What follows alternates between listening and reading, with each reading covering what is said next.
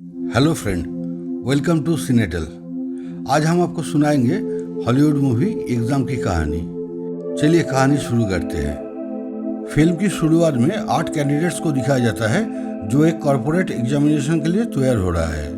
कुछ कैंडिडेट अपने आप को मोटिवेट कर रहे हैं और कुछ अपने लुक्स को टचअप कर रहे हैं एग्जामिनेशन हॉल में जाने से पहले। हॉल थोड़ा डिम लाइटेड है।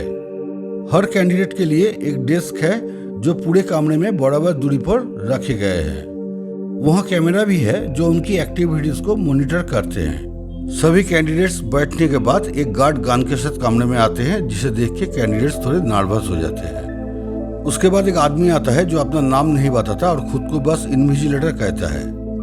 वो बताता है कि कैंडिडेट्स ने पिछले सभी एग्जाम प्रोसेस को पार कर लिया और अभी ये फाइनल है। अगर उन्होंने ये आखिरी टेस्ट को पास कर लिया तो उन्हें उनकी ड्रीम जॉब मिल जाएगी। टेस्ट के रूल के तौर पर इन्विजिलेटर कहते हैं कि इस हल के अंदर कोई भी फेडरल लॉ चालू नहीं होता। यहाँ कैंडिडेट्स को सिर्फ इस एग्जाम का कानून को फॉलो करना होगा।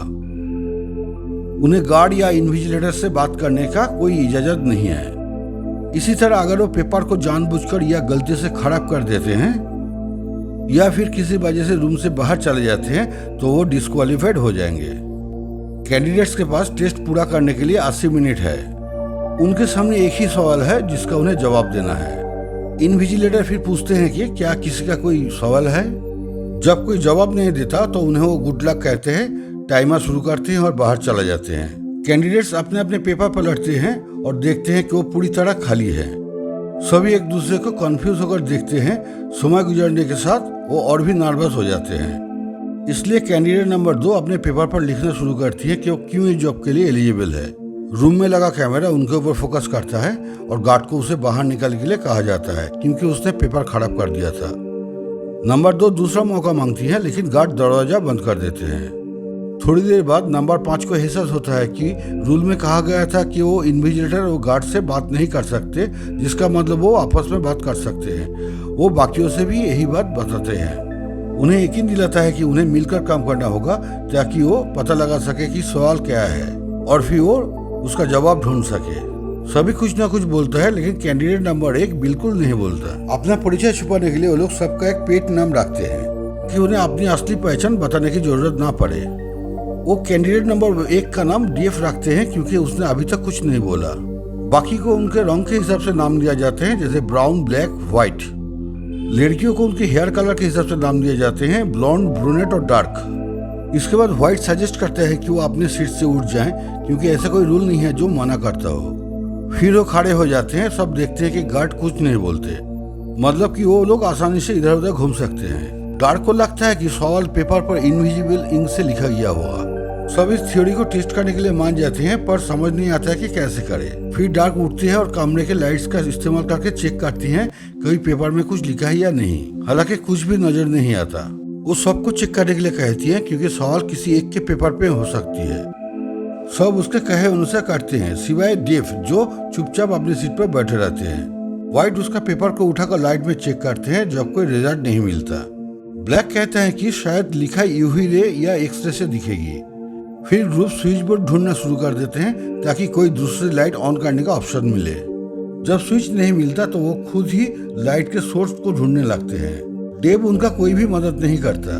नर्वस होकर अपना सीट पर बैठे रहते हैं। ब्लॉन्ड कमरे में इमरजेंसी लाइट्स की स्ट्रिप ढूंढ लेती है लेकिन जब कोई स्विच नहीं है, ग्रुप को बाकी सारे बल्ब को तोड़ने होंगे ताकि इमरजेंसी लाइट चालू हो जाए। ब्राउन मना करते हैं कि वो ऐसा रिस्क नहीं ले सकते, इसलिए सब मिलकर इस बारे में वोट कर लेते हैं। आखिर में इस प्लान पर लोग आगे बढ़ते हैं। कमरे के सारे बल्ब तोड़ने के बाद अचानक रूम में 2 लाइट चालू हो जाते हैं। सब अपने अपने पेपर पर सवाल ढूंढने लगते हैं सिवाय डेव के, लेकिन फिर उन्हें कुछ नहीं मिलता और वो निराश हो जाते हैं। ब्रूनेट सबको लाइट की स्ट्रिप की पहली लेयर को हटाने के लिए कहती हैं, वो क्योंकि वो जली नहीं है। लोग जूते की हील्स का इस्तेमाल करके स्ट्रिप को तोड़ते हैं और अभी एक दूसरे कलर की लाइट जल जाते हैं। हालांकि फिर से उन्हें निराशा मिलती है क्योंकि ये लाइट्स भी काम नहीं करती। अब ग्रुप के पास सिर्फ 60 मिनट बचे हैं। व्हाइट कहते हैं कि वो नंबर 2 के पेपर के साथ कुछ भी कर सकते हैं क्योंकि वो पहले से डिस्क्वालीफाइड हो चुकी है। तो वो सब उसके डेस्क के पास जमा हो जाते हैं और पेपर को पेंसिल से ट्रेस करके कुछ ढूंढने का कोशिश करते हैं लेकिन फिर भी कोई सवाल नहीं मिलता। व्हाइट फिर उसके पेपर को टुकड़े में फाड़ देते हैं ताकि अलग अलग तरीकों से उन पर एक्सपेरिमेंट किया जा सके। वो एक पेपर के टुकड़े पर पेशाब करके देखते हैं क्या ये पेपर लिक्विड एक्टिवेटेड है कि नहीं। हालांकि इससे भी कुछ नहीं होता। ब्लैक और व्हाइट इस बात पर गर्मा गर्मी से बात करने लगते हैं, लेकिन वो रुक जाते हैं जब वो डेव को रोते हुए सुनते हैं। वो अपनी सीट पर बैठे हुए रोते हैं और बाकी लोग उसे देखकर हंसते हैं। इसके बाद वो आदमी फ्रेंच में कुछ बड़बड़ाने लगते हैं। वो उनसे पूछता है कि क्या वो पेपर में कुछ देख सकते हैं और दावा करते हैं कि पेपर उनकी इमेज को रिफ्लेक्ट करते हैं। बाकी लोग उनका बड़बड़ाहट को ज्यादा गंभीरता से नहीं लेते और अपना आइडियाज पर डिस्कस करने लगते हैं। इसी समय ब्राउन बोलते हैं कि ये कोई एग्जाम नहीं है बल्कि एक तरह का बेटिंग शो है। कंपनी के बोर्ड मेंबर ने इस बात पर बेट्स लगाए हैं कि कौन प्रेशर में टूटेगा। डार्क कहती है कि बोर्ड मेंबर्स के पास इतना फालतू का समय नहीं है, लेकिन ब्राउन के हिसाब से पैसा उनके सबसे छोटी चिंता है। उनके पास इतनी दौलत है कि वो लोग एंटरटेनमेंट के लिए जीते हैं। कुछ कहते हैं कि ये सब इन्विजिलेटर का काम है, जबकि कुछ का मानना है कि ये सीईओ का काम है। वो लोग सब प्रेशर में टूटने लगते हैं। ब्रूनेट कॉन्फिडेंस से कहते हैं कि कोई उन पर नजर नहीं रख रही है क्योंकि सीईओ खुद कंपनी में बहुत इन्वॉल्व है। उसके पास कंपनी के सारे अधिकार और सबसे ज्यादा पावर है। साफ है कि उसे कंपनी के बारे में बाकी सबसे ज्यादा पता है। ब्राउन उससे पूछता है कि उसे सीईओ के बारे में इतना सब कैसे पता है। तब पता चलता है कि ब्रूनेट पहले से ही कंपनी में एचआर में काम करती है, पर उसने कभी सीईओ को नहीं देखा। उसने हायर पोजीशन के लिए अप्लाई किया और वो अब यही है। व्हाइट बताता है कि उसे इस जॉब के लिए डायरेक्ट ऑफर किया गया था, लेकिन बाकी सब ने बोला कि वो लोग खुद अप्लाई किया।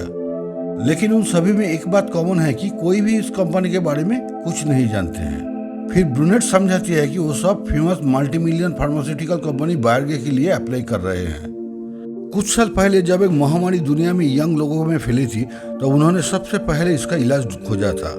फिलहाल कंपनी का सालाना टर्नओवर $20 बिलियन है और ये सब उनके सीईओ के वजह से है। ब्लैक बोलता है कि कंपनी ने उस खतरनाक बीमारी का इलाज ढूंढ लिया है जिसने दुनिया भर में लाखों लोगों की जान ली है। डार्क अचानक इंटरेस्टेड हो जाती है और ब्लैक की इसके बारे में पूछती है। ये सुनकर व्हाइट डार्क से कहते हैं क्या वो इस वायरस से इन्फेक्टेड है क्या। डार्क कहती है कि वो नहीं है और बात को टाल देती है। वो गार्ड के पास जाती है और बिना कुछ कहे उनके जेब से एक लाइटर निकाल देती है। फिर वो फायर अलार्म की तरफ देखती है। ग्रुप ये प्लान बनाता है कि लाइटर से स्प्रिंकलर को टारगेट करेंगे क्योंकि पानी से शायद पेपर पर लिखा उभर आए। इसके लिए डार्क एक चेयर पर चढ़ती है पर फायर अलार्म तक नहीं पहुंच पाती। व्हाइट उसे एक रोल किया हुआ पेपर देता है जिसे वो जलाती है और अलार्म को टारगेट करती है। थोड़ी ही देर में पानी बरसना शुरू हो जाती है पर पेपर वैसा के वैसा रहता है। तभी गार्ड ग्रुप की तरफ बढ़ता है। डार्क अपने हाथ में रखा पेपर खोलती है और ये देखती है कि उसका अपना पेपर है। व्हाइट ने उसे धोखा दिया है। गार्ड डार्क को घसीट कर ले जाते हैं और जाते जाते वो व्हाइट को बास्टर्ड कहती है। इसके बाद गुस्से से ब्लैक कहता है कि वो व्हाइट की लाइट्स बंद कर देगा। ये सुनते ही कमरे की लाइट बंद हो जाती है और ग्रुप समझता है कि कमरे का लाइट्स वॉइस एक्टिवेटेड है। वो सब एक दूसरे को कहते हैं कि ध्यान रखे क्या बोलते हैं। अब डेव फिर रोने लगते हैं। व्हाइट उसे धमकाते हैं और उसका अपना पेपर फाड़कर खा लेते हैं। गार्ड डेव को कमरे से बाहर भेज देते हैं। अब सिर्फ 5 कैंडिडेट बचे हैं। ब्लैक व्हाइट को ताने मारते हैं कि वो कितना घटिया इंसान है। व्हाइट कहते हैं कि उनका शुक्रिया अदा करना चाहिए क्योंकि वो एक कॉम्पिटिटर को बाहर कर दिया। वो ये भी दावा करता है कि उसका सवाल पता है लेकिन दूसरे को नहीं बताना चाहता।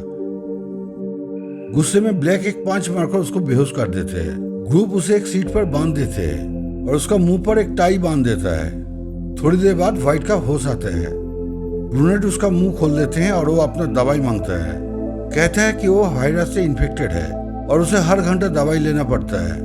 ब्लैक उनकी जेब में दवाइयां ढूंढते हैं लेकिन उसे कुछ नहीं मिलता। इसे ग्रुप को लगता है कि व्हाइट सिर्फ बहाना बना रहा है, लेकिन व्हाइट कहता है कि उसमें से किसी ने उसकी दवाई ले ली और वो वादा करते हैं कि अगर उसे वापस दे दे तो वो सवाल बता देगा। थोड़ी देर बाद वो फिर बेहोश हो जाता है और कांपने लगते हैं। ब्लैक कहता है कि उसको वायरस के वजह से दौड़ा पड़ रहा है। इधर से 15 मिनट का टाइम बाकी है। ब्रूनेट को शक होती है कि ब्राउन ने दवाई ले ली और वो सही साबित होता है जब उसके टेबल के नीचे से दवाई मिलता है। वो व्हाइट को दवाई देने की कोशिश करती है लेकिन ब्राउन उसे बेंच में फेंक देता है। सब लोग उसे निकालने की कोशिश करते हैं। तभी टेंशन में ब्रूनेट कैमरा के सामने आकर इन्विजिलेटर से मदद मांगती है व्हाइट को बचाने के लिए, लेकिन उसे तुरंत डिस्क्वालीफाई घोषित कर दिया जाता है। उसके जाते ही ब्लॉन्ड एक पिन से दवाई निकाल लेती है और व्हाइट की जान बचा लेती है। वो व्हाइट को खोल भी देते हैं। व्हाइट को ठीक होते ही सभी उसको सवाल के बारे में पूछते हैं। व्हाइट बताता है कि जवाब कैंडिडेट खुद ही है। वो सब एक सवाल ढूंढ रहे थे, लेकिन कोई सवाल ही है नहीं। जो अंत तक बचेगा वही जवाब होगा। बाकी सब उसके बाद मान लेते हैं। लेकिन अचानक व्हाइट गार्ड के गन लेने के लिए दौड़ता है। ब्लैक उसे धक्का देकर गन खुद ले लेता है। वो व्हाइट पर गन तानता है, लेकिन व्हाइट कॉन्फिडेंट है कि वो किसी को गोली नहीं मारेगा। उसी समय ब्लैक पर हमला करता है और गन अपने हाथ ले लेता है। लेकिन उसे पता चलता है कि गन में फिंगरप्रिंट रिकॉग्निशन है। व्हाइट गार्ड का इस्तेमाल करके गन को दूसरे पर तान देता है। वो सबको कमरे से निकल जाने के लिए धमकी देता है। ब्राउन गोली लगने की डर से कुछ नहीं करता, कमरे से निकल जाते हैं। डरी हुई ब्लॉन्ड धीरे धीरे बाहर जाती है और जाते जाते चिल्लाती है, लाइट्स आउट। कमरा पूरी तरह अंधेरा हो जाते हैं, जिससे व्हाइट अंधाधुंध गोलियां चलाने लगता है। लाइट्स वापस आते ही दिखाई देते हैं कि ब्लैक का छाती में गोली लगी है और पड़े हुए हैं। व्हाइट चारों तरफ देखते हैं और देखते हैं कि ब्लॉन्ड का एक पैर अभी भी कमरे के अंदर है, लेकिन तभी उसे नजर आता है कि टाइम आउट हो गया है। व्हाइट कैमरे के पास जाता है और इन्विजिलेटर से कहता है कि वही इस एग्जाम का विजेता है, लेकिन गार्ड उसके बाद आता है और उसे टाइम दिखाता है। व्हाइट हैरान हो जाता है ये देखकर कि उनके पास अब भी 20 सेकंड टाइम बाकी है, जिसका मतलब है वो भी इन्विजिलेटर से बात करने के लिए डिस्क्वालीफाइड हो गया। तब ये सामने आता है कि डेफ ने टाइम सेटिंग चेंज कर दिया था जब वो लोग दूसरा मुद्दे पर चर्चा कर रहे थे। आखिर में केवल ब्लॉन्ड ही बचती है। कमरे में वापस आती है और डेफ के चश्मे उठाती है और उसका इस्तेमाल करके वो पेपर में क्वेश्चन नंबर 1 लिखा हुआ देखती है। उसके बाद डेफ कमरे में आते हैं और खुलासा करते हैं कि वही कंपनी का सीईओ है। टेस्ट में इसीलिए था कि वो सभी पर नजर रख सके। ब्लॉन्ड उसके पास जाती है और कहती है नो। सीईओ और इन्विजिलेटर दोनों ही मुस्कुराते हैं, ये समझते हुए कि वो क्वेश्चन को समझ लिया और टेस्ट को पास कर लिया। एक्चुअली इन्विजिलेटर के एग्जाम के शुरू में ही पूछा था क्या उनका कोई सवाल है। यही एकमात्र सवाल था जिसका जवाब उन्हें देना था। पूरा एग्जाम इसलिए था कि कैंडिडेट्स का इंटेलिजेंस और एटेंटिवनेस को देख लिया जाए। वो ब्लॉन्ड को सीईओ की सेक्रेटरी का जॉब ऑफर करते हैं, लेकिन ब्लॉन्ड इस नौकरी को नहीं लेना चाहती क्योंकि वो ऐसा ऑर्गेनाइजेशन के साथ काम नहीं करना चाहता जो लोगों को मारते हैं। इन्विजिलेटर बताता है कि ब्लैक सच में मरा नहीं है और जिस गोली उसे लगा था वो असल में एक कैप्सूल है। वो शरीर में घुसने के बाद घाव को ठीक कर देते हैं। ये वही जादुई दवाई है जो उन्हें हाल में ही बनाई है। अंत में ब्लॉन्ड जॉब स्वीकार करती है और सीईओ से हाथ मिलाती है। मूवी का कहानी यही समाप्त होता है। फ्रेंड, आज का कहानी कैसा लगा कमेंट कीजिएगा और मेरा कोशिश अगर आपको पसंद आए तो एक लाइक के साथ मेरा चैनल को सब्सक्राइब कर लीजिएगा। मैं ऐसा कहानी और ले आऊंगा। बहुत बहुत धन्यवाद आपको।